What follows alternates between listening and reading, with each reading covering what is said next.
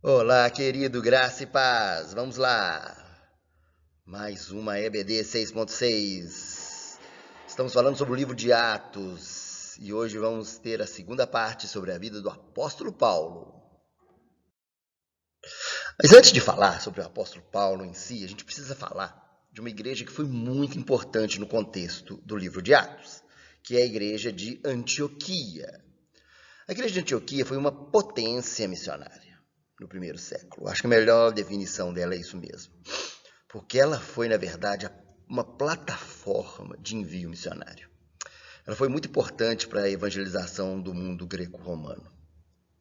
Sabe, queridos, ao ver o crescimento da igreja de Antioquia, os apóstolos ali em Jerusalém, eles fizeram o quê? Eles enviam Barnabé para aquela cidade. Isso está lá em Atos capítulo 11. E ali nós vemos a igreja, uma igreja crescente, que rompeu barreiras. E ali em Antioquia é interessante que o testemunho dos cristãos era tão forte que foi ali que eles foram chamados pela primeira vez de cristãos. Sabe, a igreja de Antioquia era muito comprometida com as questões sociais. Era uma igreja muito generosa, que providenciou uma oferta para quem? Para os crentes de Jerusalém. Sabe, queridos, era uma igreja que vivia assim, de forma muito intensa, a vida com o Senhor. E o Espírito Santo, através da igreja de Antioquia, comissionou Paulo e Barnabé para o trabalho missionário. As 3 viagens de Paulo teve como base de envio Antioquia. Ela estava diretamente ligada a essas viagens de Paulo. Sabe, durante essas viagens, muitas outras comunidades cristãs eram fundadas. Então, aquela igreja tem um valor assim missionário incalculável. A igreja de Antioquia foi a grande colaboradora nas primeiras comunidades cristãs. Ela estava assim envolvida em todos os sentidos, tanto que até ela se envolveu naquele concílio que tivemos em Jerusalém, lá citado em Atos capítulo 15. E algumas tradições dizem que Lucas, que escreveu o livro de Atos e o Evangelho, era um homem de Antioquia. Antioquia era a cidade natural dele. Agora vemos Paulo como um implantador apostólico. Essa seria a terceira fase da vida de Paulo. E ali começa a sua primeira viagem missionária, uma viagem que teve como plataforma de lançamento a cidade de Antioquia, a igreja de Antioquia. E ali Paulo sai com Barnabé e João Marcos, está ali no capítulo 13 e 14 de Atos. Então eles vão e viajam para onde? Para Cirene, para Pafos, e eles têm toda uma viagem. E é interessante que em Pafos, João Marcos deixa Paulo e Barnabé e retorna para Jerusalém. Nós vamos ver que essa questão acabou sendo um ponto de conflito entre os dois, entre Paulo e entre Barnabé. Vamos ver mais adiante. Por esse mapa aqui, nós vamos vendo o quê? A dimensão missionária da igreja. Queridos, olha só. Ela começa aqui, Antioquia, daqui eles saem e vão avançando, Salamina, Pafos, e vão toda essa região da Ásia aqui. Passam por Listra, Icônio, e aqui eles vão plantando comunidades, plantando igrejas, eles vão até Derbe. E depois de Derbe, o que acontece? Eles retornam. E aí eles têm um caminho de retorno pelas mesmas cidades. Qual que era esse objetivo? Fortalecer as igrejas dos lugares onde eles estiveram. Eles vão ali fortalecendo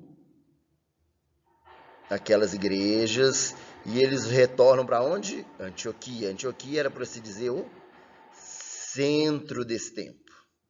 Antioquia se torna uma igreja padrão ali no Novo Testamento. Nesse meio tempo, nós temos uma viagem deles para Jerusalém, para o famoso concílio de Jerusalém, ali em Atos capítulo 15. E ali eles têm uma reunião com Tiago, Pedro e João sobre aquela questão da circuncisão, se deveria circuncidar ou não os novos convertidos.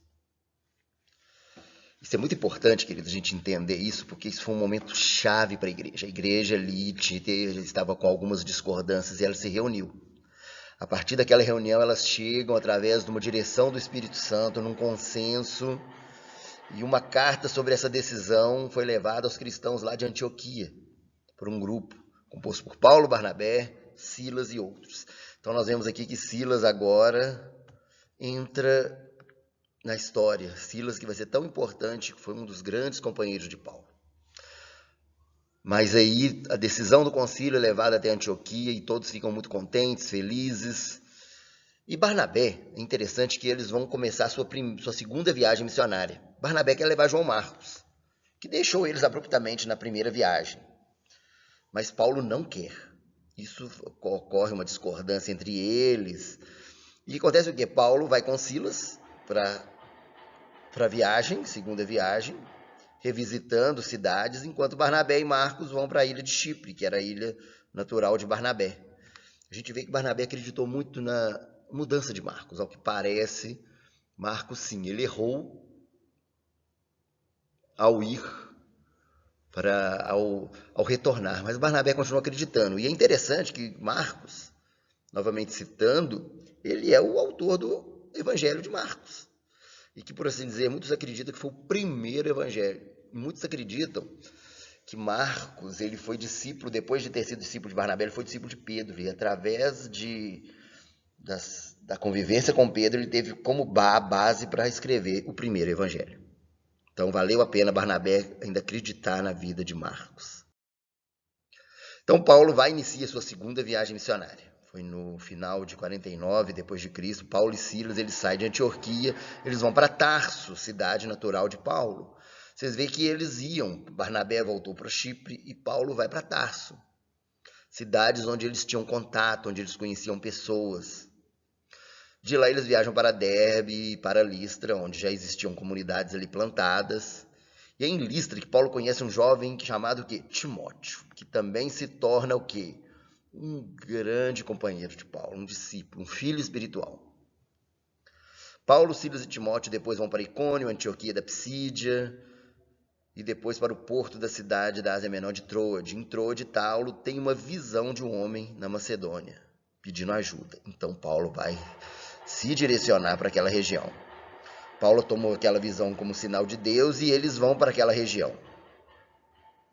E ali encontram, na cidade de Filipos, onde ele tem uma poderosa e preciosa igreja, eles encontram uma mulher chamada Lídia, que ouve a pregação de Paulo e se converte, ela e toda a sua família. Em Filipos, Paulo tem aquela experiência de expulsar o demônio de uma escrava, e ali eles são presos por causa disso, porque há tumulto na cidade. E até porque aquela escrava era uma adivinha que trazia muitos lucros para os seus patrões, para aqueles que eram donos dela. Patrões não, né? Feitores. E lá nós temos aquela experiência maravilhosa de Atos 16, onde acontece um terremoto, e ali assim tem a conversão do carcereiro e sua família, e a viagem continua. Paulo e Silas passam para a cidade de Anfípolis, a Polônia, vão para Tessalônica, onde também ele estabelece uma poderosa igreja, onde Paulo escreve 2 cartas. Na cidade ele visita sempre as sinagogas, explica que Jesus é o quê? É o cumprimento da profecia do Antigo Testamento, é o Messias. Jesus é o cumprimento da profecia. E é interessante que nessa região eles têm o quê? Uma grande perseguição. Paulo e Silas eles vão pregar na igreja da cidade de Bereia.